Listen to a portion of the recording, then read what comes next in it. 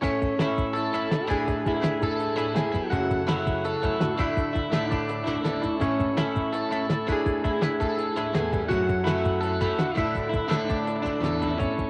spend most of my time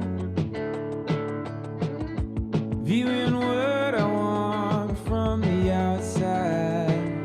I comb it over like it's the scene of a crime.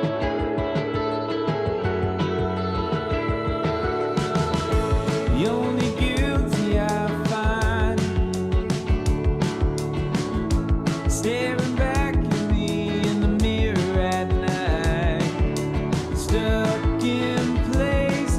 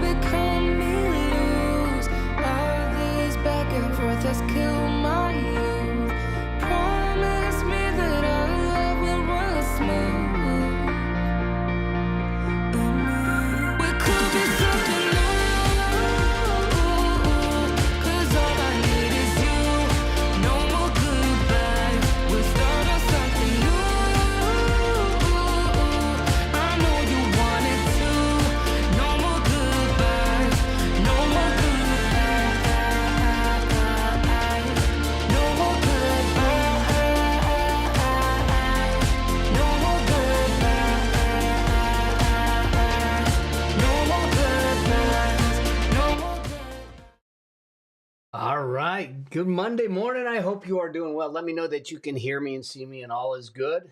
In your world, I see some shaking heads. That is always good. Um, so um, I want to start off differently today because of something that has happened, and I want to make sure that you all are in good shape and protected. All right. So I don't know if you know, but a number of months, probably about 4 months ago, there was a data breach.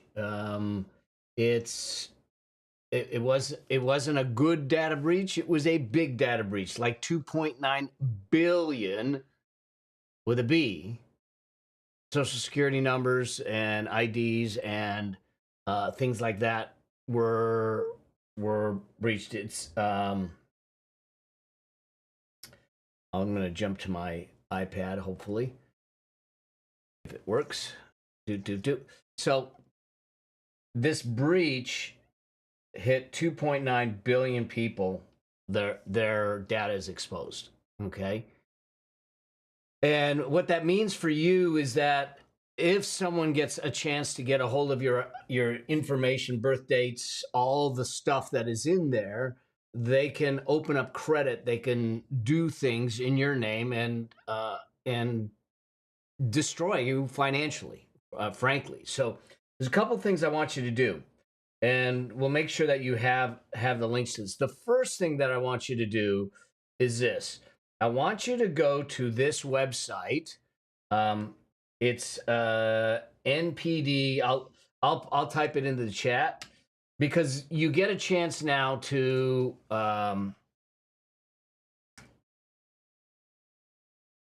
penster.com.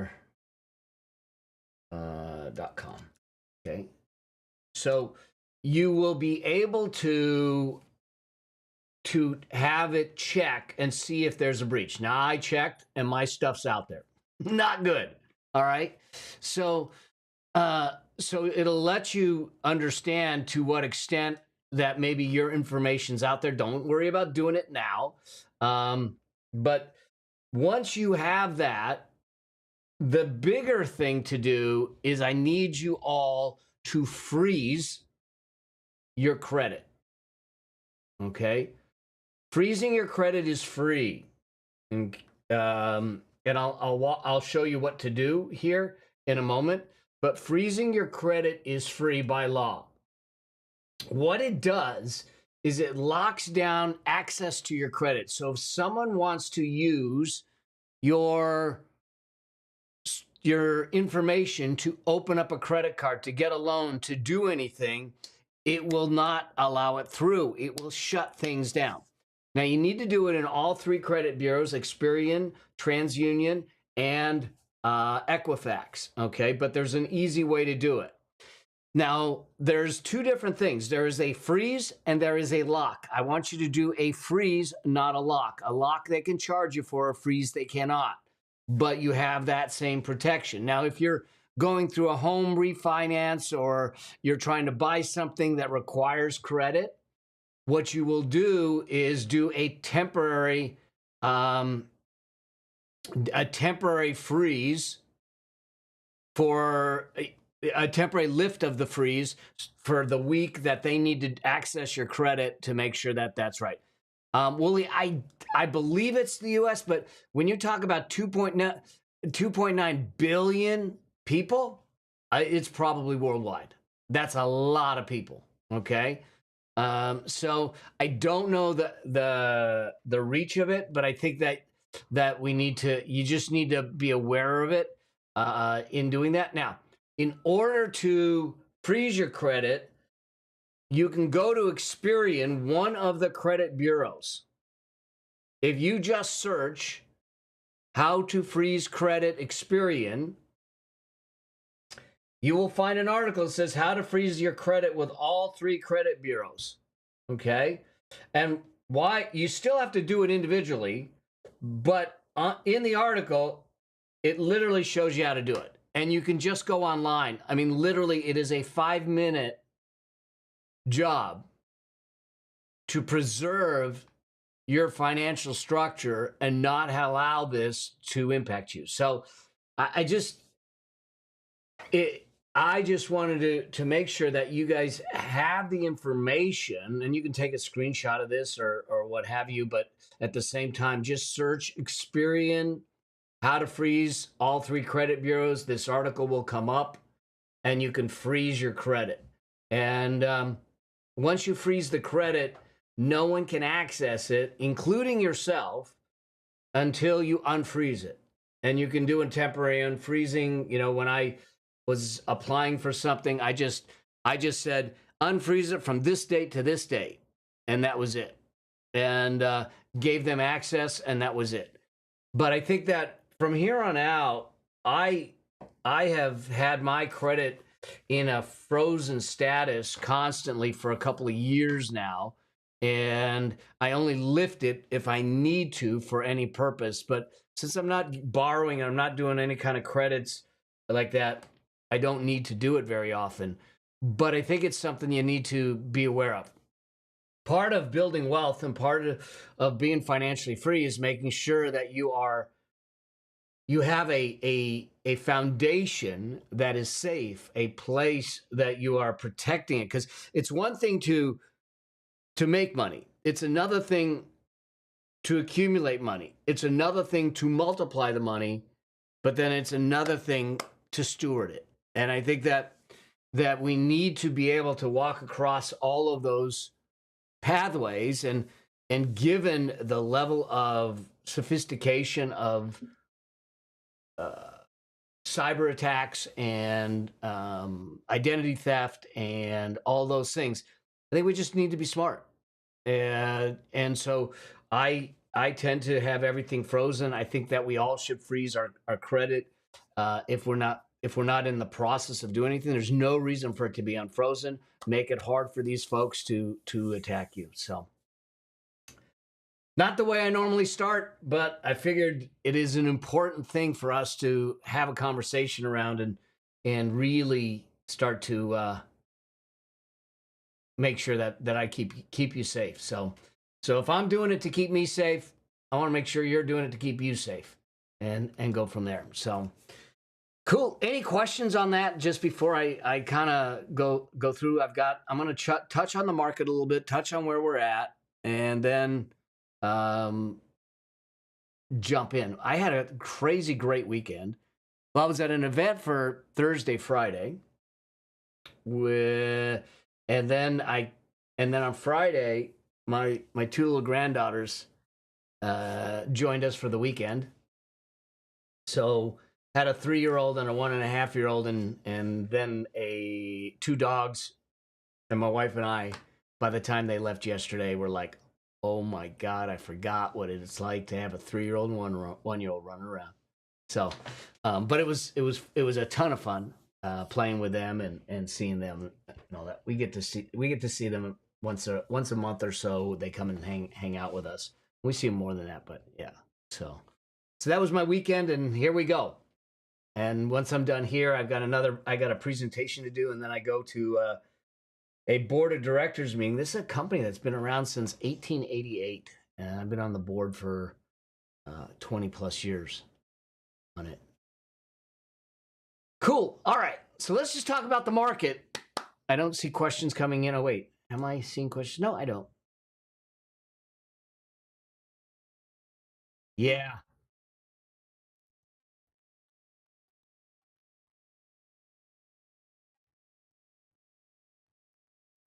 It doesn't affect anything. So freezing doesn't change your ability to use your accounts as you normally do. What it freezes is any opening of new credit, getting new loans, getting new credit cards, or anything like that. So it doesn't affect any monthly charges or anything. It'll work just fine. Oh. No. TL's asking, does that mean we've got to start paying cash? No, it doesn't. Like I said, all you're trying to do is keep someone from using your personal information that was stolen or released or whatever, how they got it, to create new credit and everything. So yeah, if you have joint accounts, Jason, what I would do, and I did this with my wife, is I would have you both, um, because you're gonna freeze your credit on your individual ID. So she froze hers separately from mine, and that way anything working on her information or my information will be separately frozen. Now, if you're going to apply for something jointly, you'll have to temporarily lift the freeze for both of you for that period.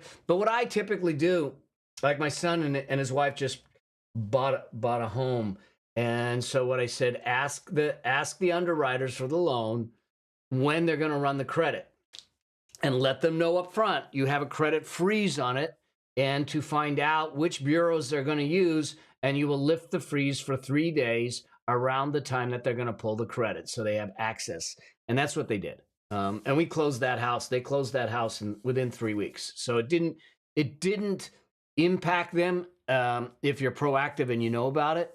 And it won't impact you using your cards as you normally do or your credit as you normally do. What it will do, though, is if you say, hey, if you call your credit card company up and say, I would like to get an increase in my limits, my credit limit, then they will likely try to run credit and it won't go through. And so it'll kick out.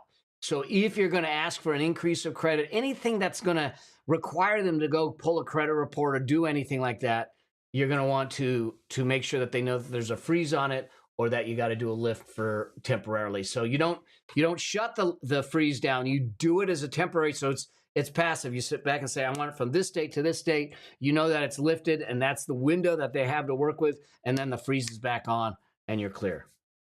So, great question. Cool. Other questions? All right. If they come up, hit me up. All right. I got you. We'll get it done. So love this.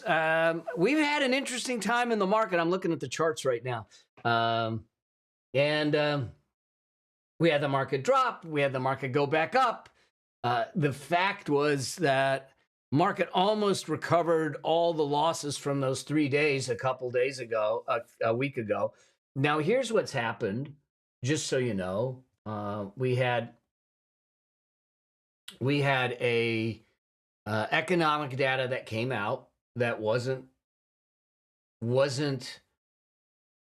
as good as they thought, that raised the concern that, one, there might be some possibility of a recession, two, that there may be some other economic elements going on because earnings weren't so good. And then you had the Japanese yen closeout that was happening, which I talked about before. Actually just released an episode on it. And it was this parade of things that created fear, and we had a drop in the market. Then the market recovered. We got a little bit better data last week.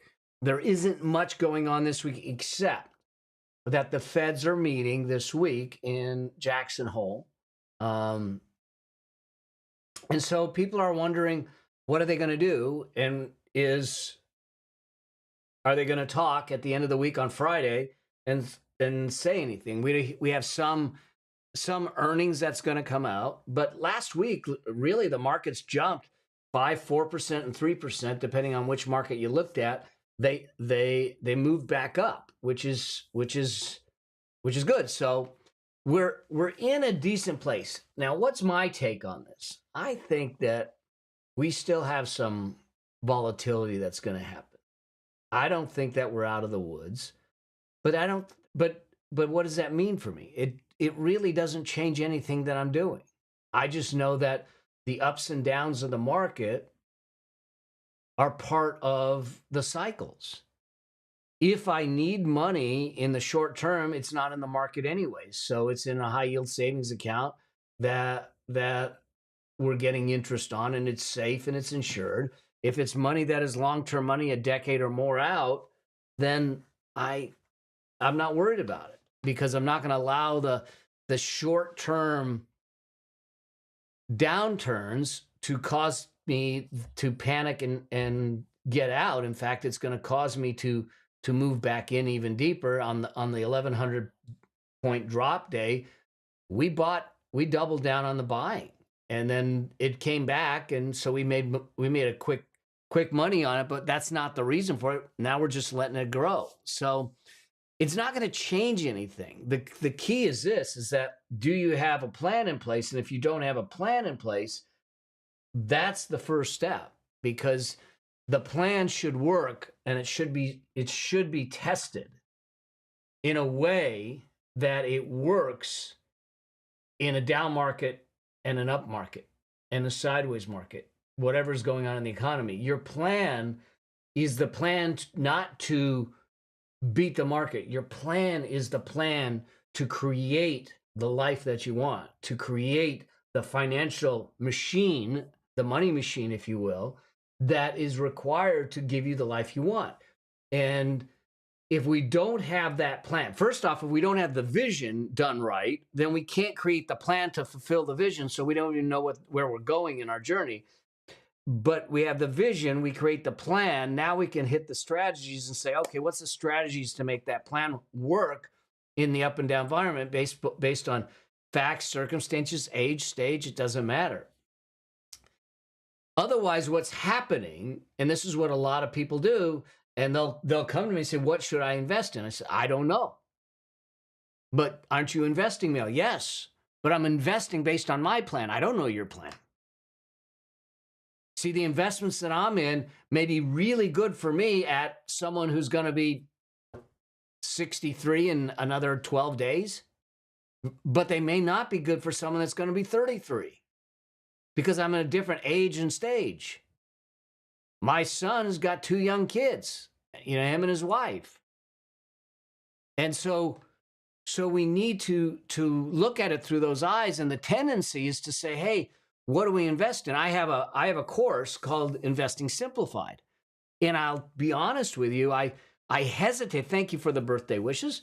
I hesitated to put the course out because what I didn't want people to do is say, okay, now I understand how to invest and I'm going to go do it.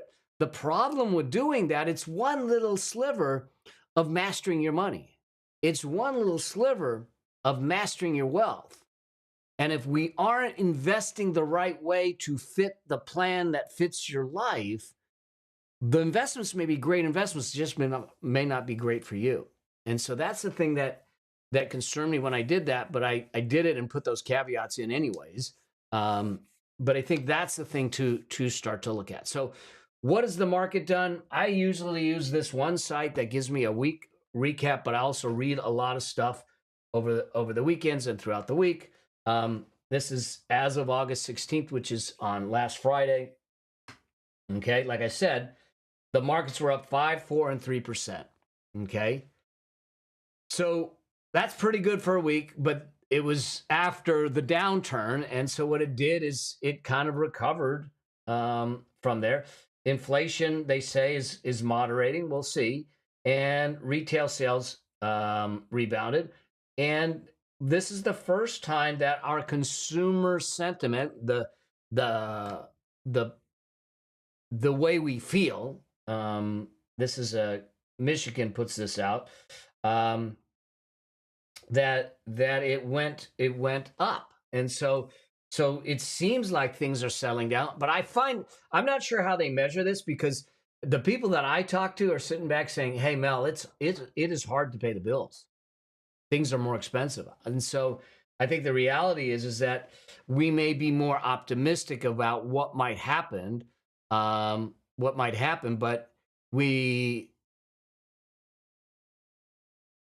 still are uncertain about where we are in that journey. And I think we can have both, where there's optimism, but there's still uncertainty because things are more costly. I'm not sure about the security of my job and those kinds of things. So we're going to see some things coming up this week, but not much. Powell from the Feds, I think all eyes are going to be on Friday. Friday, Jerome Powell, the head of the Fed, will talk about what they discussed at Jackson Hole, Wyoming, and we'll see what he says. My guess is he's probably going to shine the light on the possibility of a decrease in interest rates starting in September. And whether that's a quarter point or a half point, I don't know. We'll see. But I think that the market's already, I think the market's already in a place where they're pricing that in. So I don't know that it's going to move things. If he makes an extreme move or he doesn't decide to move, I think that's going to send a message to the market, and we'll see what happens. So, and you can't ignore the fact that at least in the U.S. we're in an election season, and as much as the Fed's not supposed to be political, I think that it is driven by some things that we aren't aware of, and so I don't know what's going to happen, but I don't think they're going to make extreme moves between now and the end of the year. So that's what I got. That's where we're at. This site is from John Hancock Investments. Someone's asking, TL is asking where that's from. So it's from John Hancock Investments, and they put out a weekly recap. But I have a couple of data points. I have a subscription to MarketWatch, CNBC, a couple of different other investment and journals that I read on a regular basis. So, cool. Tanya says, "What are the implications of that? What when you say that? Talk to me about that." Oh, the update on Friday. I don't know. It depends what he says. If he says, so the update on Friday, if he says, hey, yeah, an interest rate cut is coming in September, or that it's probably likely in September, then I think the market's going to say, okay, we figured so, and just keep on going. If he gives an indication that that they might stall it out or postpone it, I think that might not bode well for the market because they were anticipating that it was coming. If he turns around, and I don't think he would do this on Friday, and tries to say that we might have an extreme cut on in September, that would send a message to the markets potentially send a message to the markets of what do they know that we don't know, which could create a bit more fear and panic. I don't see him doing that, and I don't see a reason for doing that, because if we had continued that downslide after the 1,100 point drop, we might have seen an emergency cut in the interest rates, but we didn't. We recovered from there. So I think that it probably all we're looking at Friday for is for him to validate what we already think, and if he goes against that, that's when I see we have a market reaction. So. Karate Chick, you've got me intrigued since I'm a martial artist. And stocks and bonds aren't tangible. No, stocks and bonds are not tangible. They are paper assets. I'm not sure what the point is there, but they are paper assets. But they are paper assets and ownership interests or debt interests in things that are tangible, that have tangible products and services, hopefully. There needs to be a business model behind it. All right, so let me do this. I'm going to go to some questions, see what you got, and open up for questions. Those of you that are in the Zoom room know that we can open questions and have some conversations. I am going to go to a couple questions that have come in on the askmelnow.com site. One is from a frequent flyer who is here a lot, and it's been great having him. I guess he's got to go back to school in the sense that he's a teacher, I think, if it's the same one. So Jason asked this question: I would like to do some remodeling to my home. Need a new roof next few years, replace a deteriorated porch, update the kitchen. Any suggestion on the best way to pay for these items? Open a separate savings account, slowly save towards the gold, HELOC, construction loan. Any feedback is helpful. Thank you kindly. First things first, Jason, I am going to give you my regards in the sense of, oh my gosh, if you are going into a construction project, I wish you the best, because I will tell you from doing a remodel here, I figured out that I hope there's no contractors listening, but at least the contractors they sent to my job, they are a special breed of plankton, like single cell organisms, and it wasn't a brain cell. The things that they did and the mistakes they made, like they put a foot through my ceiling at one point. I had smooth white stucco. When they came in and put the windows, which are black, and put the black seal around, the guy that put it around thought we were going to paint the stucco, so he wasn't careful, and he got the black seal on the brand new white stucco. We had to restucco the house the second time. I mean, it's just like you couldn't. But also, I regress. That's not the question you asked. Just hire good contractors.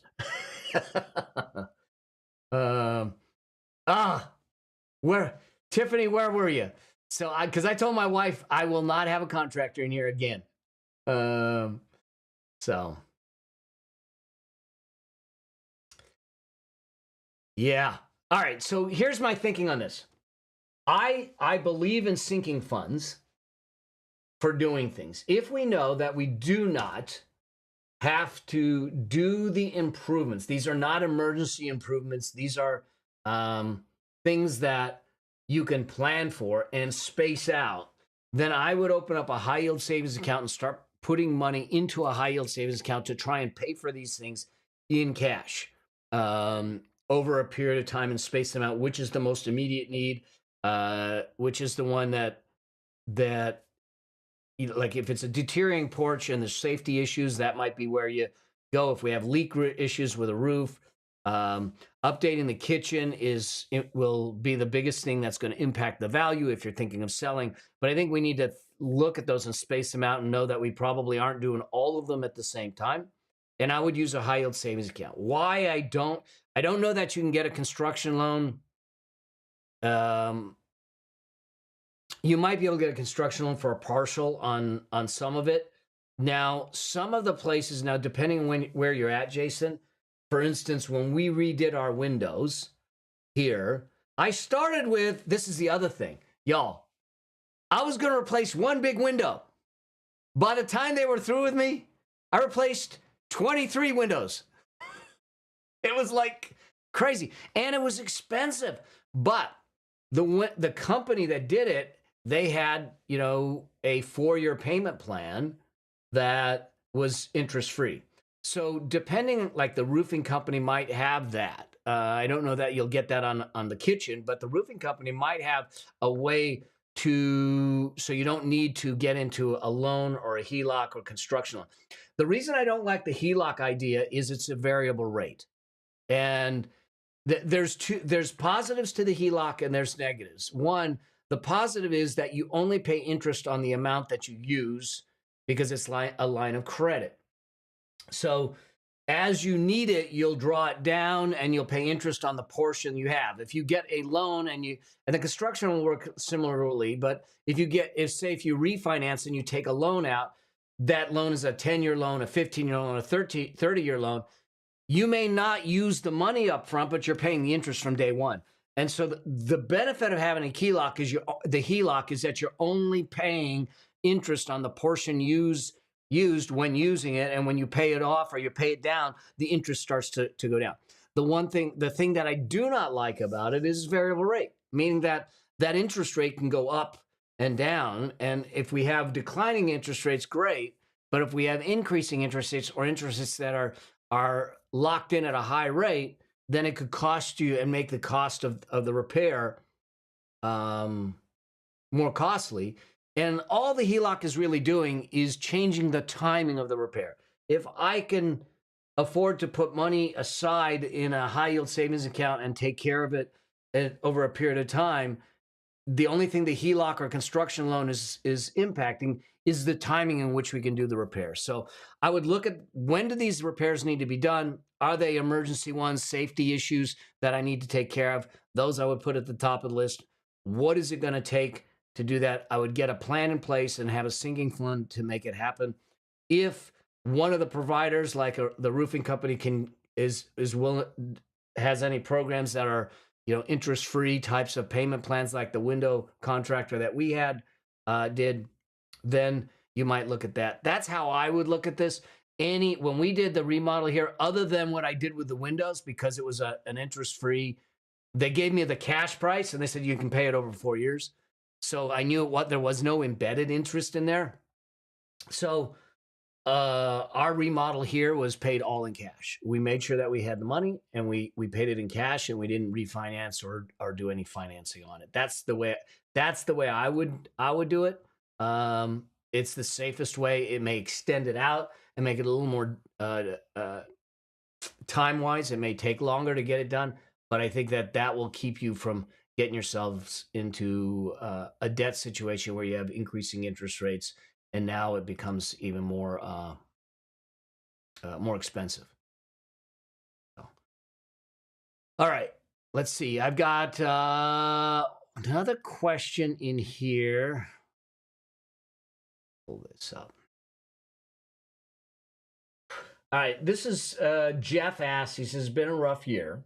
We've racked up substantial amount of debt while working on a business and found new employment. We're in the mid to high 5 figures of debt. I have about 175,000 in equity, and we do have some investments that they were inherited.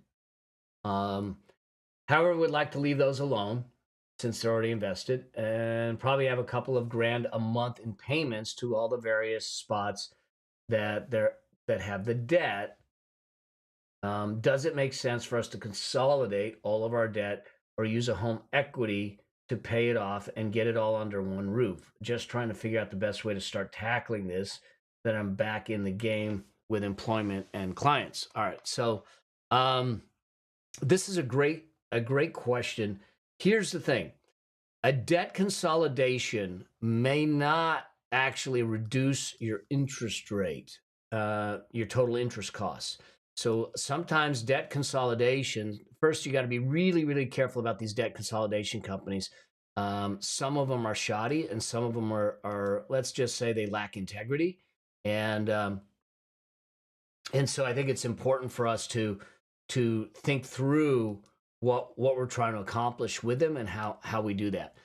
Now, how they will typically, in many cases, reduce the payment on your debt is that they reduce it by extending the payment terms out. So they take the debt and say you were paying it over a 3-year term and they put it over a 5-year term, the payments go down and they consolidate it, but the overall cost of that debt goes way up because now you're paying 2 years extra interest on that and any fees that they have. So I'm not a huge fan of debt consolidation because sometimes they're not upfront about what they're doing. They'll come at you and say, "We'll put it all under one roof, and now you'll have a payment of X instead of Y." But they'll tell you that they just extended it out 2, 3, 4 years on you, and the actual interest cost is, almost double. And so I would try to avoid that. Here's the thing that the math on a debt problem has to work out. In other words, it's going to need to get paid unless you're going to negotiate a short pay on it, and it's going to get paid over a period of time. The first thing I would look at is go to melabraham.com/no debt. And if you have not done that, go there, go through it's like, a 20-minute training. It's free on my debt breakthrough calculator. Download the debt breakthrough calculator, put all the debts in there, look at the schedule, see, it will schedule it all out for you, see what works for you, and see if you can work on that, and then set everything up on an automated system to get it paid. The second piece of that is, if the debt, depending on who the debt is with, has any ability to be negotiated as far as payments, terms, interest rates without penalties or reporting, I might try that. Now, most credit card companies, this is completely backwards in my estimation. You have a client that calls up a credit card company and says, "I'm having a difficult time. I'd like you to work with me. Is there a way to decrease the interest rate?" And their response sometimes is, "Well, no, your debt's current. Until you're in default, we won't listen to you." Hold on a second. So I need to be a really crappy client, pardon the expression, go in default before you'll actually try to work with me? I'm trying to avoid the problem. But for some reason, they don't look at it that way. So many of the credit card companies don't look at it that way. And so just know that they may be difficult. Here's what I do with credit card companies when I'm trying to negotiate. The first person you're going to talk to is not going to do it because they don't have the authority, the ability to do it. So you just continue to escalate it and escalate it and do that. I don't want you touching the inherited investments. I'm assuming that the investments are good investments. Keep that there. If need be, I mean, God, tap it. You tap your home equity right now in a high interest rate environment.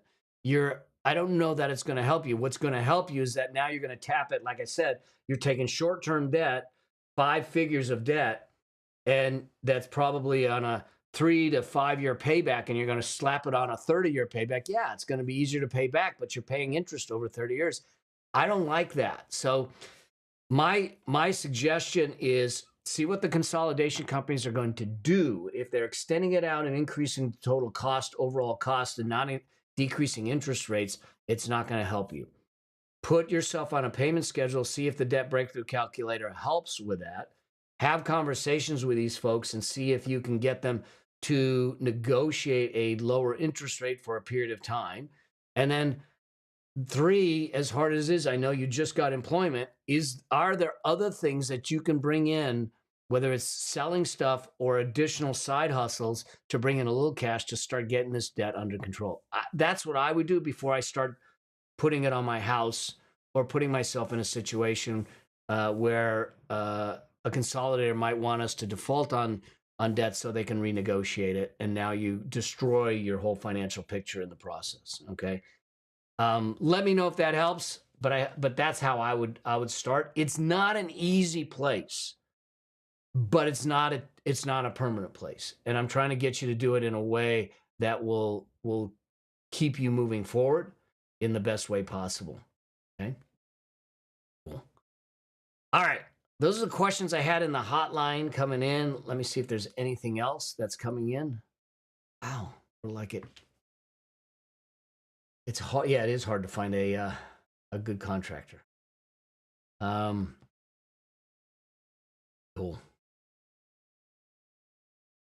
She says, "Is it possible that for them to crash the market, bring those investments to zero?" This is an interesting question. When you say them, karate chick, when you say them, who's them? The feds? Is it possible? I don't think that they'll crash. The problem is that it's always possible. If they do some extreme stupid move, and the market reacts or responds in a way that can be reactive, if you will, that can be a problem. I don't see them doing it because the long-term implications of it would be devastating. That they can't. That would be really hard to repair. And so, I mean, it's always possible, but I just don't see it happening. And those investments will never. Let me take it back. If you invest in good companies, okay, they will never go to zero. I mean, I can't say never. There's a very low likelihood to go to zero. Now, if you invest the way I tell you to invest, you won't invest in single companies when you start out. You will be investing in a basket of companies through an ETF or index fund. So if one goes bad, you have 400 more that are going to keep things moving and going forward.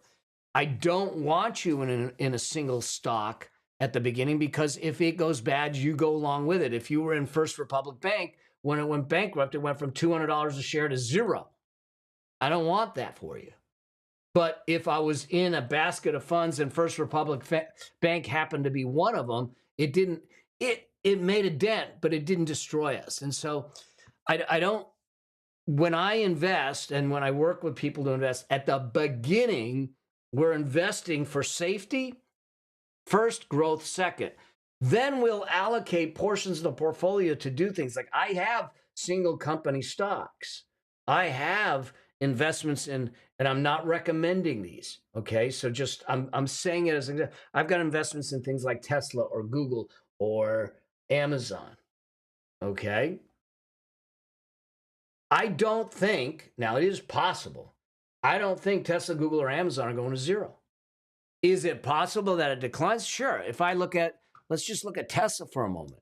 Tesla was in July 11th, it was at $270 a share. Okay. At August 5th, it was at $180 a share. It lost 1/3 of its value. Does that mean it's going to go to zero? I don't think so. Now it's already back up to $220 a share. Okay, $222.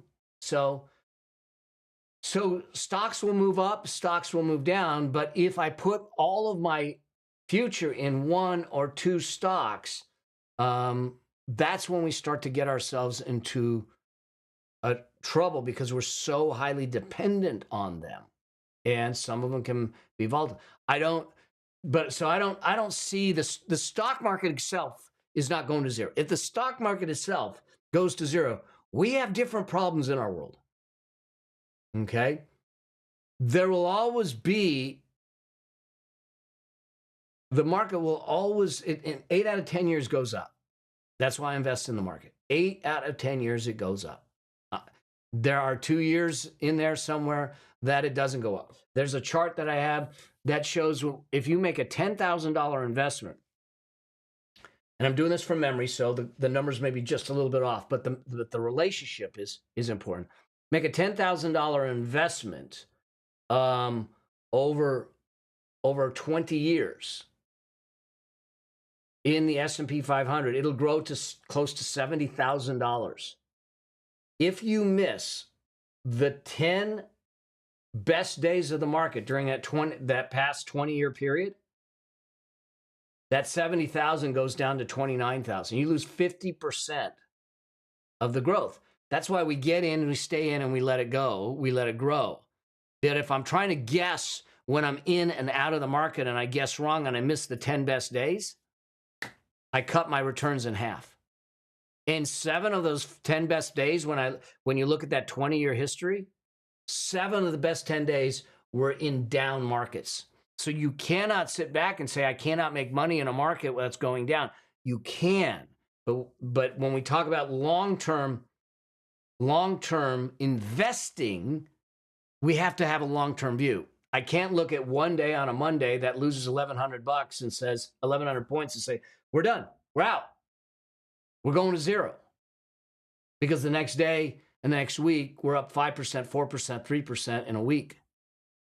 That's the challenge. And it's the people that don't understand it. It's the folks that aren't here on this call that aren't keeping in the game that will get shaken out because of nervousness. I did early in my career. I got scared. I got out and I sat on the sidelines for over a decade. Okay. So it's important. If one goes down, they also replace it. If it isn't worthy of being in the index, they will replace it. So, let's go generate more income. Carmen, I totally agree. You know?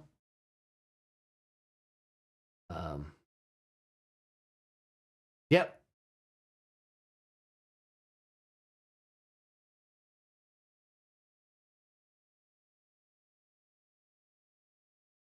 You got it, Melissa. Y'all, if you've got my book and you haven't left a review yet, this is my ask is that you'd leave a review on Amazon for the book. That would be awesome. So hopefully it's a 5-star, but hey. Got a question. Tiffany's got a question. My biz Says my biz rent will cost 17K-ish when I renew the lease. Is it worth it for the tax write-offs, or better to get rid of the overhead if I can't? So Tiffany, first things first. Oh, per year. Okay, that you knew the question I was going to ask. Thank you, Carmen. So per year, the rent will cost you $7. So here's the thing. Let's just talk about a rule that I have, and this is something that has come up a lot over the years as I've been a CPA, and that is when I used to do tax preparation, I would get people that say, hey, I'm going to go get a bigger office. And I said, why get a bigger office? Because it's a tax write-off. Okay. Do you need a bigger office? No, but I don't want to pay taxes. I said, all right, well, let's do the math on what's going to happen. How much is your new office going to cost? How much increases in the office that you're going to pay? And they say, well, it's another $10,000 a year. Okay, so you're going to pay $10,000 a year. How much tax are you going to save? Well, you're in a 30% tax bracket. So the $10,000 that you pay will save you $3,000 in taxes, but you still have to pay $10,000. So net, you're out of pocket $7,000. If you don't take the additional rent on an office that you just told me you do not need, you would pay $3,000 more in taxes, but you'd have $7,000 more in your bank account. I don't want you to make a decision solely for taxes, is my point. So Tiffany, the question I have for you is, do you need the office? If you need the office, then the second question is, am I getting the value for what they are trying to charge me? Does it make sense to find another office, stay in this office, or let it go? And it's not the tax question I want to answer. I want to know, is this an office that really is going to serve you and that you need?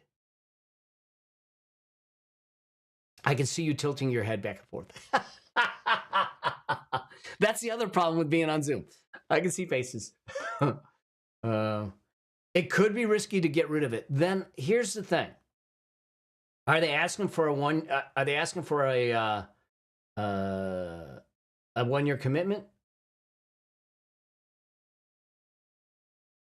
So you've seen benefit of having an office. The $17,000 is the total rent, or is the $17,000 the increase?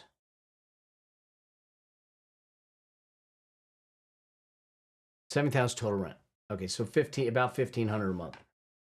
Have been there 3 years, and they increased 3%. Now it's a little less. Yeah. Are they asking for you to commit for another 3 years, or is it a month to month, or is it a commitment with an exit? And Catherine, I saw your question. I'll get to that. I can sign a 1 or 2 year lease, but full 1 or 2 years. Okay, it will be locked in. Will there be do you get any advantage to signing a 2-year versus a 1-year lease? Will they give you any concessions?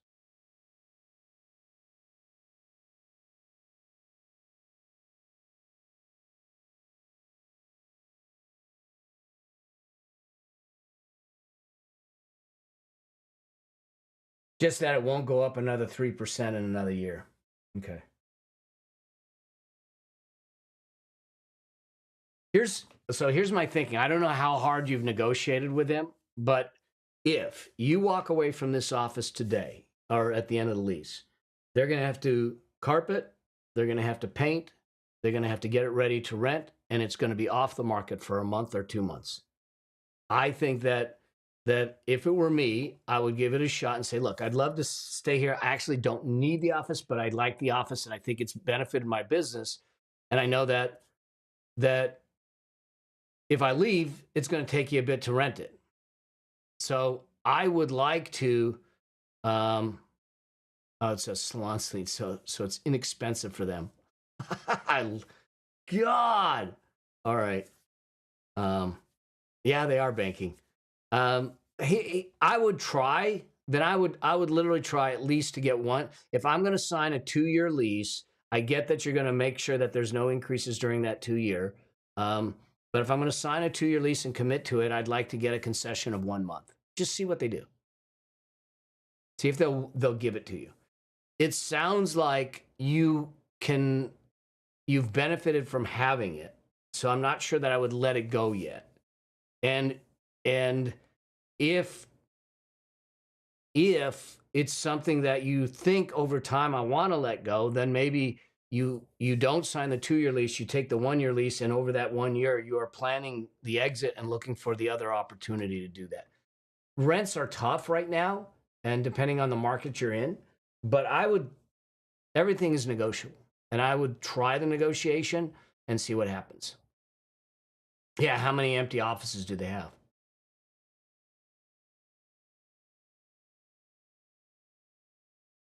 Okay. Yeah, but if you have a place where people can come to and they have regular appointments, because as a mobile massage therapist, man, that takes a toll on you, and you have all the travel time. It's better to be able to have them in and out there. So yeah, I agree. So as far as your safety, there's a lot of positives here that I would sit back and say, okay, doing that. You just want to make sure that you're taking the right office for the right reasons at the right price, and there's no reason you cannot negotiate it. Okay.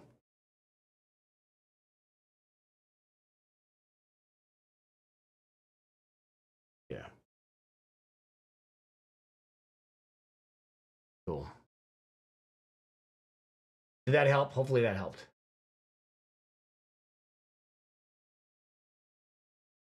Perfect. Keep me posted.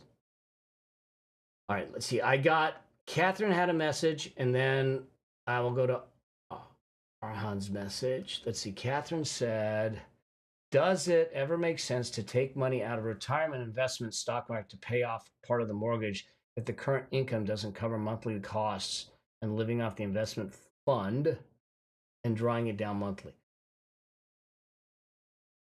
Catherine, let me ask, hopefully you're still with me. Are you drawing down? Yes, you are. Okay.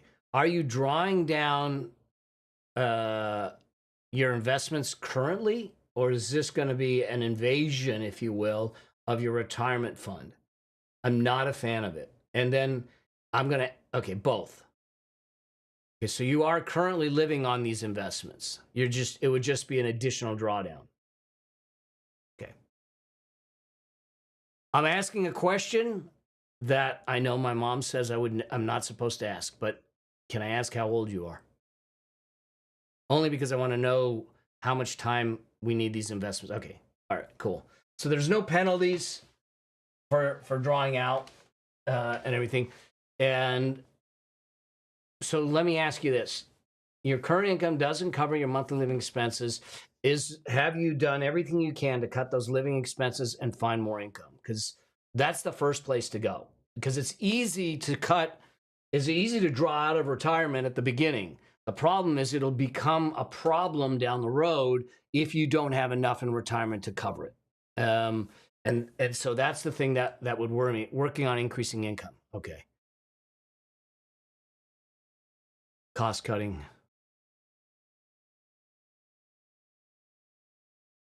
So does it ever make sense? I can't say that it never makes sense. It's not my first place to go if I'm going to do that, because what you're really doing is saying I have to shrink my future, my financial future, by taking money out, because not only do you take the money out of the account, you take all the earnings and growth out of it. Let's say that you take additional $10,000 out. You remove the 10,000. You remove the 10,000, but you also lose all of the growth on the 10,000. Okay? And so you lose both. And that's why I'm not a huge fan of it, is that the cost of it, because you're almost 60. That tells me that this money that's in the account has more than a decade of growth ahead of you still. So I want to try and preserve it as long as possible for it to grow as much as possible. And so the bigger thing is, can I manage my expenses, manage my income in a way that allows me to do this without invading the retirement further? That's the challenge.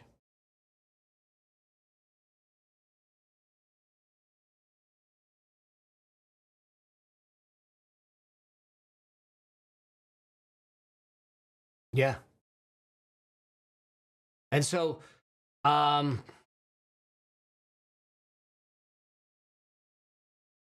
okay, good. Good. Yeah, it needs to be the last resort, I just think, because once you pull it out, you can't put it back in. It's gone and it's not working for you.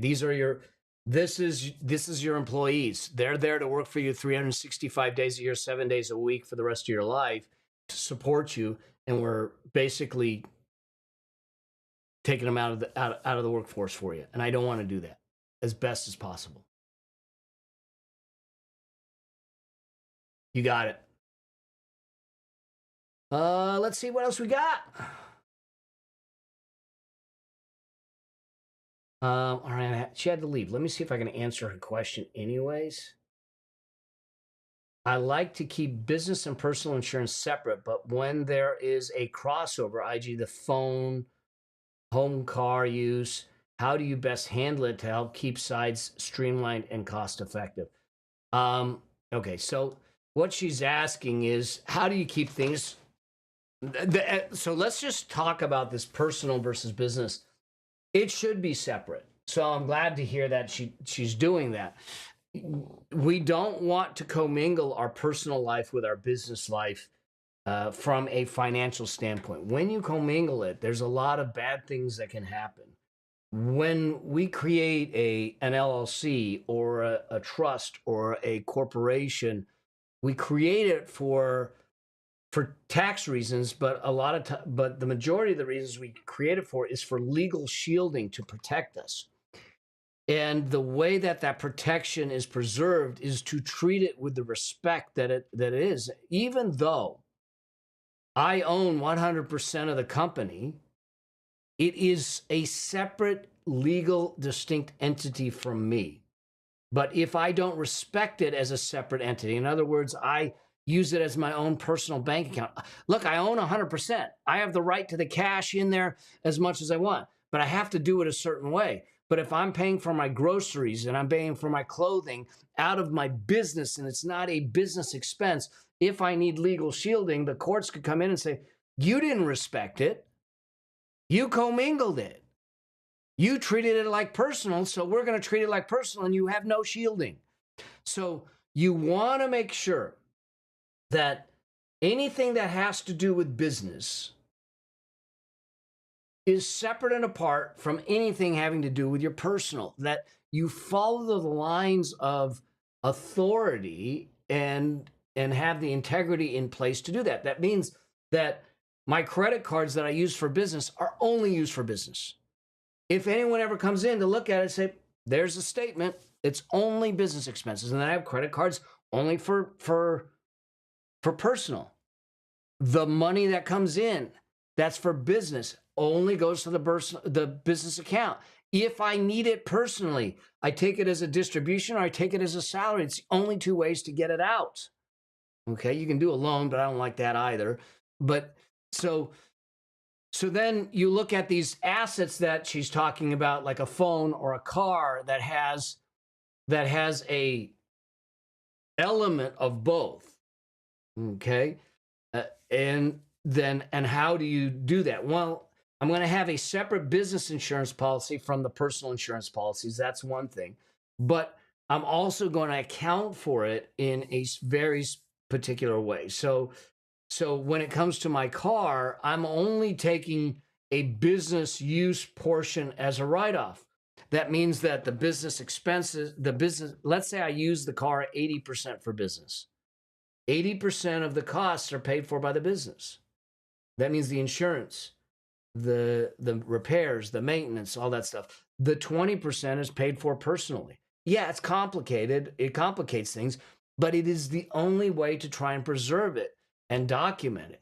And so you end up having to do it that way. Now, you might end up having a single insurance policy, because she was specifically talking about insurance, that gets paid by from two different places, one from the business, one from personal, depending on how it's done.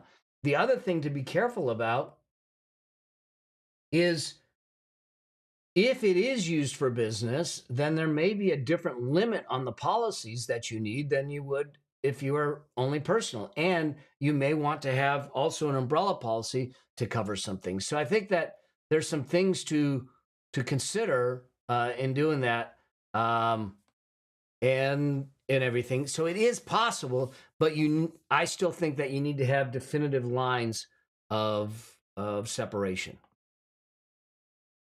Hopefully that answered that question for her. When she watches the replay, I'll let her know. Cool. Other questions? Anything else? We're at the top of the hour, so. Cool.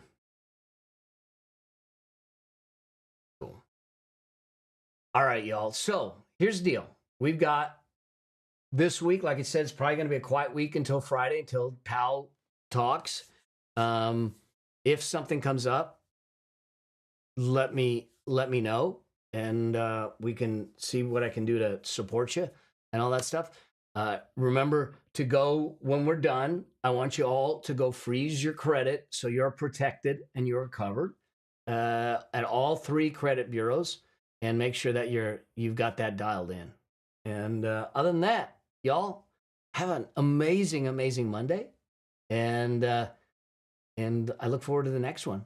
Look forward to the next time we get a chance to chat. All right? You guys have a good one. Cheers.